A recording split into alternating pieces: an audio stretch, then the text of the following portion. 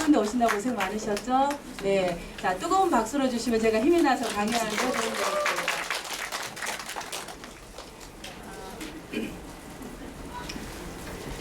오늘 제가 그 기산초등학교 들어오면서 가지는 마음이 제가 감기 몸살로 2주 동안 꼼짝을 못하고 누워있다가 아침까지 거의 뭐 약 먹고 그냥 해멀해서 그냥 오늘 갈 수 있을까. 근데 이제 이미 약속된 시간이라 이제 제가 힘을 에너지를 모아서 왔습니다. 그래서 왔는데 여러 제가 이제 강의를 초, 중, 고 또 뭐 대학교 각 교육청, 연수 이렇게 다녀보지만 이렇게 여자 선생님들만 100%로 되어 있는 학교는 오늘 교장 선생님 제외하고 처음인 것 같습니다. 여러 부분에서. 저 뒤에도 멋진 분 한 분 계셔요. 아, 그런가요? 네. 꽃속에 파묻혀서 그런지. 네. 안 보였는데? 아니 저기 계셔요. 이정훈 사장님 손 들어보세요. 네. 자, 오늘 제가 선생님들하고 함께 같이 고민해보고 함께 나눠보고 싶은 것은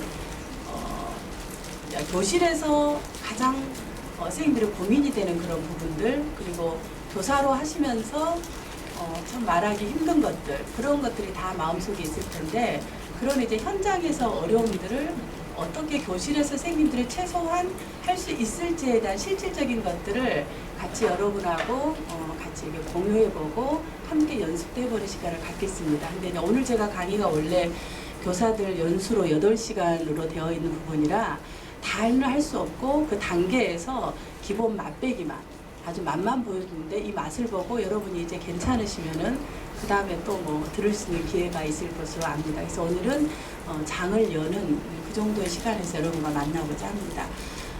저는 지금 이제 안산에서 다리꿈이라는 상담센터를 운영합니다. 그 다리꿈이 뭐냐면 다음 세대 리더를 꿈꾸며라는 약자입니다. 그래서 제가 소망하는 제 삶의 비전과 가치가 삶의 개인을 살리고 가정을 살리는 게 제 삶의 핵심 가치고 비전입니다. 돈을 버는 게 제 가치가 아니라 사람을 살리고 가정을 살리는 게 저희 비전이고 사명입니다. 그래서 이렇게 여러 가지의 그런 뭐 어려움이 있지만은 이제 그런 것들을 같이 공유합니다. 그래서 제가 오늘 강의를 일방적으로 나누는 강의는 하진 않습니다. 여러분하고 같이 느껴보고 뭐가 고민이 되는지 제가 마이크를 가서 직접적으로 할 줄 알고 선생님들이 제 마음을 다 꿰뚫어 보시고 반경 이상으로 다 자리 배치를 하신 것 같아요.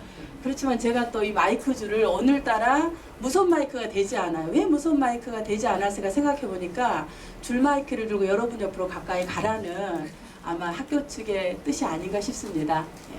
그래서 같이 여러분과 공유하면서 열려고 합니다.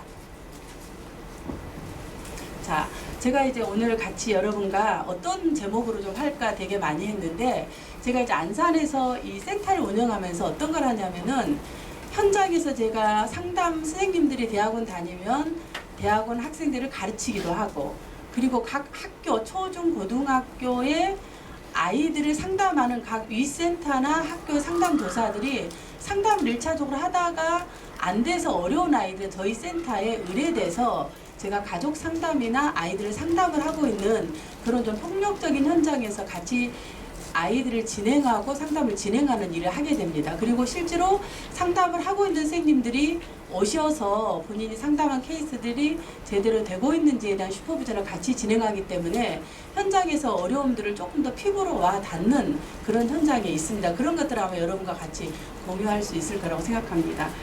제가 강의할 때 오늘 1시간 반인데 1시간 정도 제가 60분을 강의하고 그 다음에 질의응답으로 여러분이 현장에서 어려워하는 것들을 질문하면서 답변하는 시간을 가질 겁니다. 그래서 제가 강의할 동안에는 여러분들이 가져오신 음료수와 간식의 눈치를 보지 마시고 열심히 입을 여셔서 움직이면서 드셔도 됩니다. 제가 열심히 강의하고 그리고 여러분이 답변하실 때 하시면 되니까 자유롭게 하시면 될 것 같습니다. 자, 제가 오늘 여러분과 함께 할 것은 패스 원리로 교실을 평정하라. 자, 교실을 평정하는 게 여러 가지 원리가 있는데 제가 실질적으로 했던 원리고, 그리고 많이 부모들하고 교사들하고 또 상담 교사들에게 전수하면서 하는 것이 패스 원리입니다. 자, 그러면은 여러분들에게 가장 선생님들에게 고민이 되는 학생이 뭔가요? 자, 제가 질문을 합니다. 자, 제가 가장 고민이 되는 질문이 뭘까 하는데 우선 지금 제가 첫 서두니까 우리 교장 선생님한테 마이크를 드릴게요. 교장 선생님을 학교를 운영하시면서 가장 고민이 되는 학생이 어떤 학생이세요? 학급에서 전체 학생이세요. 예, 그 선생님들하고 이제 같은 생각인데 어떤 학생일까요? 네. 뭐 여러 부류의 뭐 학생들이 있는데 글쎄요, 뭐 우리 학교를 예를 든다면은 뭐 특수반 아이들도 있을 거고 뭐 또 다문화 가정 학생들도 있고 바로 생각나는 게 한두 가지가 되네요. 네. 또 이제 담임 선생님을 또 괴롭히는 학생도 있었고. 우리 교장 선생님이 친절하게 여러분들의 답변해 주셔서 여러분이 후회하고 안심하셨죠? 여러 마음속에서 고민이 되는 학생이 있을 텐데 뭐 특수반이나 다문화 학생 이런 아이들도 어려움이 되지만 오히려 특수반에 있는 아이들은 장애라는 부분에 대해서 기본적인 학교나 사회적인 보호적인 부분들이 있기 때문에 조금 인정받고 이해를 하기 때문에 오히려 조금 이렇게 선생님들이 중재하기가 조금 더 쉬울 수가 있습니다. 근데 정말로 제가 교사들을 현장에서 만나보고 교사들이 상담한 걸 가져와서 이야기를 해볼 때 고민이 되는 상담사들 또는 고민이 되는 교사들의 어려움들은 이렇게 이야기를 하고 있습니다. 자, 이런 학생이 어려웠다고 이야기를 합니다. 자, ADHD 다 아실 겁니다. 근데 이제 이 기산초는 ADHD가 별로 많이 어렵지 않으시다고 하셔서 이건 제가 통과하고, 자, 그 다음에 ODD 학생들이 상당히 많이 어려워합니다. 반항하는, 얘기하면은 왜 해야죠? 싫어요. 안 해요. 이렇게 이제 쌩까는 거 있죠. 그런 아이들. 그 다음에 CD. CD라는 것은 우리가 보는 그런 CD 플레이어가 아니라 반항성보다 조금 더 규칙에 대해서 어기는 것들이 좀 강도 높게, 그래서 사회적 무리를 일으키는 그런 품행장애 학생들. 그 다음에 이제 최근에 조금 분류되어져서 어려움이 되는 것이 간헐성 폭발장애라고 여기 분류에 들어가지는 않지만은 이유를 알 수 없이 폭발하는 아이들이 있어요. 짜증을 자주 내고 폭발하고 신경질 내고 이런 것들이 이제 최근에 작년부터 간헐성 폭발 장애라는 이름으로 어려움을 얘기하고, 실제로 이 네 가지에 되어 있는 어려움의 부분들을 교사들이나 상담 교사들이 또 실제로 상담하신 분들이 가장 어려웠다고 이야기를 하고 있습니다. 그래서 오늘은 제가 이 학생들을 어떻게 중재하는가에 대한 포인트이기 때문에 어떤 학생들이 이런 특성이 있다, 왜 이러느냐 이런 부분들은 제가 이야기를 하지 않겠습니다. 그건 다음 기회에 하고요. 오늘은 중재 포인트를 둬서 이런 학생이 어려웠다 이렇게 이야기를 하죠. 자, 그러면은 방금 말했던 그런 학생들이 갖고 있는 그런 어떤 장애적인 어려움이 단순히 말을 안 듣고 규칙을 어기고 폭발하고 분노 조절하지 못하는, 그것은 1차적인 어려움이고, 실제로 이제 2차적인 어려움들이 이 아이들이 집단에서 생활할 때 또래에서 계속적으로 또래 관계에서 요구되는 규칙이나 어떤 활동들을 하지 못하고 무시되어지는 또래 관계 어려움들을 호소하고 있습니다.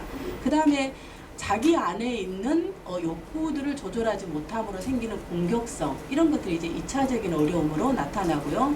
그러다 보니까 교육 관계에서 제가 혀가 꼬이고 있습니다. 약을 먹다 보니까 교우 관계에서 엄마는 관계가 안 되고 계속 혼자 왕따가 되거나 또 피해의식을 갖게 되는 그런 교우관계 어려움이 있고, 특히 이제 이런 어려움들이 장기화되어짐으로써 우울과 불안과 틱과 또 그런 강박장애 이런 어떤 정서적인 어려움들이 장기화되어지는 그런 어려움들로 갖고 있습니다.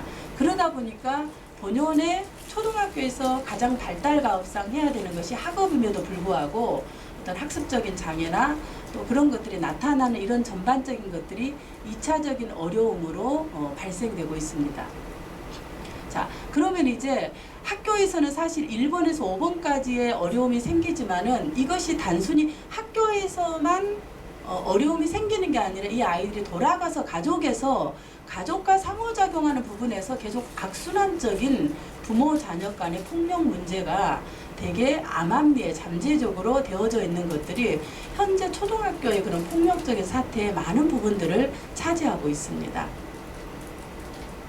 자, 그러면은 실제로 지금 제가 말했던 ADHD나 OD나 CDD, ODD, CD 간헐성 폭발장애 이것은 보여지는 모습입니다. 지금 이 그림이 뭘로 보이시나요? 네, 빙산입니다. 우리가 빙산을 만져보지는 못했지만 또 바라보지만 실제로 경험해보진 않지만 많이는 들어봤습니다. 빙산에서 보여지는 사실 위에 있는 부분들은 아주 작은 10분의 1도 되지 않는 아주 일각에 해당되는 거예요. 그럼 우리가 저나 선생님들이 바라보고는 이 아이들의 보여지는 교실에서 보여지는 사실 이 ADHD나 ODD나 CD나 간헐성 폭발장애 분노나 공격적인 이런 모습들은 빙산의 일부라는 거죠. 그럼 실제로 이 아이들 안에 감추어져 있는 더 큰 것들이 뭐냐 그러면 이것을 이제 보셔야 된다는 거죠. 더 무서운 것이 뭐냐 그러면 사실은 이 아이들이 지속적인 모욕감을 주위 사람으로부터 가지면서 자기 자신에 대한 비참함들을 계속 가지고 있다는 거죠. 그래서 자기 자신에 대해서 겉으로는 분노를 하고 폭발하고 으르렁거리지만 사실은 자기 자신 내면 안에 있는 것들은 바보라는 자기 안에 개념들이 있고요. 또 많은 이야기들이 병신 이런 이야기들을 들으면서 장애인 차라리 너 죽어버렸으면 하는 아이 이런 이야기를 실질적으로 말로도 듣고 차마 말을 못하는 분들은 눈빛과 마음속으로 이야기를 하죠. 쟤 좀 없어졌으면 좋겠다. 그런 이야기들이 있고 또 버릇없는 아이, 말 안 듣는 아이, 다루기 힘든 아이 이제 이런 이야기들로 사실 무서워지고 있습니다. 자 그러면은 이제 대부분 그 보여지는 아이들의 공통적인 것들이 바이올런스라는 폭력으로 나타나고 있습니다. 그럼 이제 바이올런스 폭력이라는 것이 나타날 때 이제 교사들이 바라볼 때 이 보여지는 폭력 단계가 여러 단계가 있을 텐데 첫 번째는 제가 이제 힌트로서 은따를 했습니다. 자, 은따가 뭐죠? 네, 교장 선생님이 제일 답 잘하시는 것 같아요. 그래서 앞자리에 앉으신 것 같아요. 예, 은근한 따돌림이죠. 자, 그러면 두 번째 폭력 단계가 뭘까요? 왕따. 예, 또요. 아이고, 이거 지금 제가 다 이걸 보여드려 버렸네. 잘하셨습니다. 네. 제가 여러분이 못할 줄 알았나 봐요. 예, 다 이제 한번 보여드렸습니다. 예. 자, 두 번째가 뭐죠? 외로움. 자, 두 번째 단계 우리 이제 제가 좀 이쪽 나눠볼게요. 저를 기준으로 왼쪽 선생님들, 저를 기준으로 오른쪽 선생님들 이렇게 해서 이제 반으로 한번 해볼게요. 자, 저를 기준으로 왼쪽 선생님들 이 단계가 뭘까요? 아니 여러분이 그냥 교실에서 저게 은따 다음에 좀 어떤 것들이 좀 나타나나요? 폭력에서. 지금이 아이들하고 이제 전쟁을 치르고 나서 배터리가 다 방전되는 시간이네요. 그래서 이제 배터리를 충전하는 시간이기 때문에 조금 여유가 필요하시구나. 예. 자, 그러면은 자, 두 번째가 사실은 나쁜 표정이나 눈빛으로 째려보는 거예요. 자, 이게 폭력이 들어갈까? 이게 눈으로 째려보는 거죠. 제 눈이 너무 작아서 지금은 제가 위에 이렇게 지방이 좀 거쳐서 나이가 드니까 이게 지방이 빠지더라고요. 근데 어렸을 때는 눈이 한 2분의 1이 돼서 제 눈을 뱀눈, 단축구멍 이렇게 해서 이렇게 옆만 봐도 째려본다고 그랬어요. 그런 것처럼 째려보는 눈. 자, 세 번째는 별명으로 비웃는 거죠. 뭐 점돌이, 그 다음에 뭐 하돌이, 점순이, 빼돌이 뭐 이렇게 이제 별명을 부르는 이런 것들도 사실은 폭력 단계에서 3단계에 들어가는 거죠. 자, 그 다음 4단계가 뭐냐면은 나쁜 소문을 내거나 모욕적인 언행을 얘 저랬대. 쟤 있잖아. 엄마 아빠가 이혼했대. 이런 거. 이런 굉장히 개인적인 사생활인데도 아이들이 그런 것들을 이야기를 하는 거예요. 쟤 누구하고 뭐 한대. 이런 이야기들을 이렇게 공공연하게 하면서 모욕적인 언행을 하는 거. 이것도 4단계에 들어가는 거죠. 자, 그 다음에 5단계가 뭐냐고 이제 노골적으로 따돌리고 괴롭히는 부분이 5단계고요. 6단계가 이제 위협적인 언행과 협박을 하는 거죠. 너 안 그러면은 내가 너 가만 안 둘 거야? 이렇게 이제 이야기를 하는 이 정도죠. 자, 그 다음에 7단계가 뭐냐 그러면 이제 물건을 훔치고 빼앗고 때리고 발로 차고 다치고 네, 이런 단계가 지나갑니다. 자, 그러면은 지금 2단계에서요. 대부분 교사들이나 선생님들이 어느 단계에서 개입을 할까요? 지금 1단계에서 10단계가 있는데. 자, 우리 오른쪽에 있는 선생님들, 예, 어느 단계에서 보통 개입하시나요? 3단계에서, 예, 3단계 우리 앞에 계신 분. 자, 우리 왼쪽 선생님들, 어느 단계에서 보통 개입하시나요? 예, 4, 5단계, 예, 대표성의 원리에서 안전하게 가자. 네, 3단계. 3단계에서 개입하신다 그러면 굉장히 여긴 학교가 그래도 빨리 조기에 개입하는 그런 부분이라고 봅니다. 보통은 5단계 정도? 네, 그렇죠. 맞아요. 굉장히 교장 선생님 현실적입니다. 보통은 5단계 돼야 이제 조금 뭐가 이제 시작을 합니다. 시작을 하고 실질적으로 학교에서 뭔가 이제 문제가 해서 뭔가를 할 때는 7단계가 되어야지 하는 거죠. 네, 7단계가 되어야 사실은 어떤 뭔가를 열고 이렇게 하는 부분이죠. 부분들.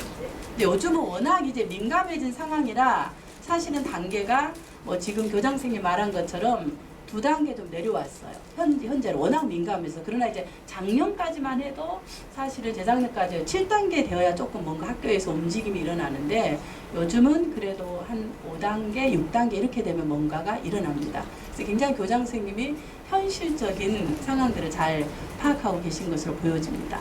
자, 이게 이제 보여지는 폭력 단계인데 그런데 이제 사실은 이때 우리가 행동의 액션을 취하고 있지만은 사실은 우리한테 있는 것은 보여지는 폭력 단계에서 이루지만은 다루지 않으면은 잠재적인 폭력 신호탄이 있어요.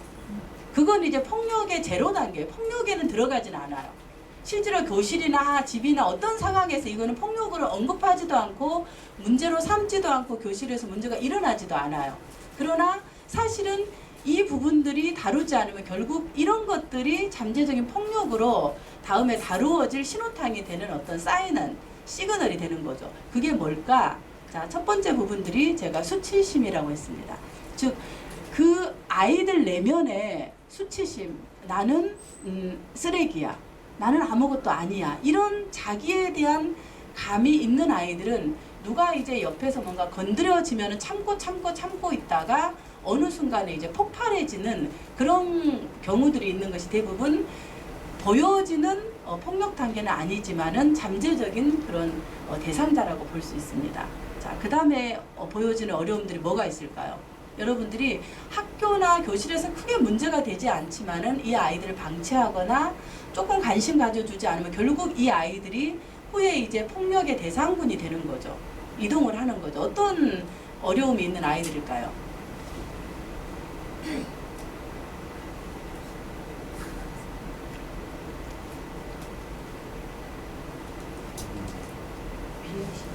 네? 피해의식, 네네, 피해의식. 예. 제가 다 듣고 한번 열어볼게요. 분노, 예, 분노. 예, 그 다음에 또.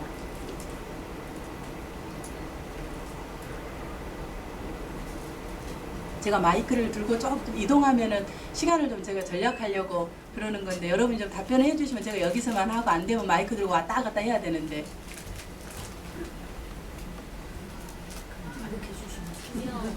네? 그렇죠. 두려움. 예, 두려움. 또. 예, 낮은 자존감. 예. 또 뭐가 있을까요? 예? 예, 좌절. 예, 맞습니다. 여러 가지 이야기들이 예, 있었는데, 자, 잠깐 볼게요. 자, 수치심이라든가 외로움. 외로운 아이들도 사실은 굉장한 이제 결국은 폭력의 잠재적인 신호탄에 들어가는 거고, 슬픈 아이들, 그 다음에 아까 말씀드렸던 화, 분노, 그 다음에 징징거림, 짜증.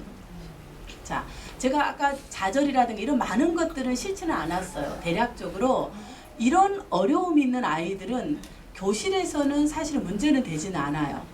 그냥 슬프거나 외롭거나 해서 문제를 일으키지는 않기 때문에 별로 크게 관심의 대상은 되지는 않지만은 오늘 우리가 이제 그 예방책이라고 보여지는 그 부분에서 우리가 관심을 가져줘야 되는 것이 사실은 잠재적인 폭력 신호탄 대상자들입니다. 실질적으로. 자, 그러면은 방금 이제 우리가 폭력의 제로 단계에서 10단계까지 쭉 그런 어려움들이 있는 그 증상들이 나타날 수 있는 것들을 보았습니다. 그러면 그런 것들이 있을 때 사실은 우리가 언제 개입해야 되는가? 아까 이제 서두에서 잠깐 이야기를 했었지만은 대부분은 일반적으로 아까 말한 7단계가 되어야지 실질적인 액션이 들어갑니다. 그러나 사실은 0에서 6단계는 대부분 개입을 하지 않아. 왜? 문제가 발생하지 않기 때문에. 뭔가의 개입의 액션은 문제가 발생해야 되는 것이거든요. 그러면은 실질적인 부분에 대해서 우리가 개입해야 되는 것은 아까 말한 제로 단계에서 개입해야 되는 거고, 그러면 제로 단계에서 개입한다는 것은 뭐냐면 결국 우리가 예방을 하는 것이 가장 최선책이라고 봅니다. 자, 그러면은 결국 예방이 이런 폭력이라든가 어려움이 교실에서 있는 아이들에 대한 최선책이라고 한다면은 그러면 어떻게 우리는 이 부분들을 개입해야 되느냐, 이것이 이제 대략 우리가 궁금해하는 부분입니다. 자, 제가 어떻게라는 개입에서 이제 오늘 여러분에게 소개해야 될 것이 아까 말한 패스 원리입니다. 자, 패스 원리에 대해서 혹시 한번 여러분들이 한번 제가 이제 설명하지 않고 대략 어떤 것일 거라고 한번 여러분 한번 상상력을 동원해서 대략 패스 원리가 어떤 거라고 한번 추측을 해보시고 좀 대답해 주실 분이 있으신가요? 예, 영어로 패스가 무슨 말이죠? 통과. 그렇죠, 통과하다. 예, 통과하다예요. 자, 패스 원리 제가 이제 책을 자세하게 이제 이 패스 원리에 대해서 썼는데 오늘은 제가 이제 간단하게 이 부분만 할게요. 자, P라는 것이 passionately listening, 그래서 앞에 P를 해서 듣는 건데 어떻게 듣냐 그러면은 해체적으로 듣는 거다. 해체적으로 듣는다는 것이 열정적으로 들어주는 거다. 이걸 제가 해서 P로 했습니다. 그러면은 해체적으로 듣는다는 것이 뭐냐 그러면 내가 상대방의 신을 신어보고 아이들의 신을 신어보고 저 아이의 마음이 어떨까 생각해보고 들어보는 것이 해체적 경청입니다. 이제 거기에는 사실은 상대방에 대한 편견을 내려놓는 것을 이야기를 합니다. 자, 그 다음에 이제 A가 뭐냐면은 엠파스, 그래서 가운데 A가 들어가 있는 것으로 공감하는 거다. 이 공감은 여러분들이 많이 아마 교육도 들어보시고 아실 겁니다. 공감이 뭐냐? 마음을 읽어주는 거다. 마음을 읽어주는 게 뭐냐 그러면 참 많이 오늘 아이들하고 전쟁 치른다고 고생하셨네요. 오늘 힘드셨겠네요. 이렇게 이제 마음을 읽어주는 거, 이것을 이제 공감이라고 하는 거죠. 잠이 오신 분은 눈을 감고 주무셔도 됩니다. 억지로 참으시면은 이게 피곤합니다. 이게 제가 대학원 강의 가서도 제가 강의를 하지만은 너무 잠이 와서 참을 수 없을 경우에는 눈을 감고 자라고 합니다. 이것은 신이 인간에게 주는 최적의 선물이다. 그래서 참지 말고 자되 10분 정도 자고 옆 사람이 10분 지나면 좀 톡톡 이렇게 두드려 주세요. 그러면 이제 단잠 자고 나면은 눈을 뜨면은 조금 더 개운한 마음으로 들을 수 있습니다. 그러니까 허벅지 꼬집으면서 들으려고 하지 마시고 그냥 편안하게 들으시면 될 것 같습니다. 네. 자, 이게 뭐냐? 그럼 제가 이렇게 얘기해 주니까 여러분 어떠세요? 잠이 깨요. 네. 교장 선생님은 참 우리 그 대학원 학생들하고 똑같은 말씀을 하세요. 제가 이렇게 말해주니까 참 편안해서 잠이 자다가도 일어납니다. 이런 얘기를 합니다. 공감, 마음 읽어주기.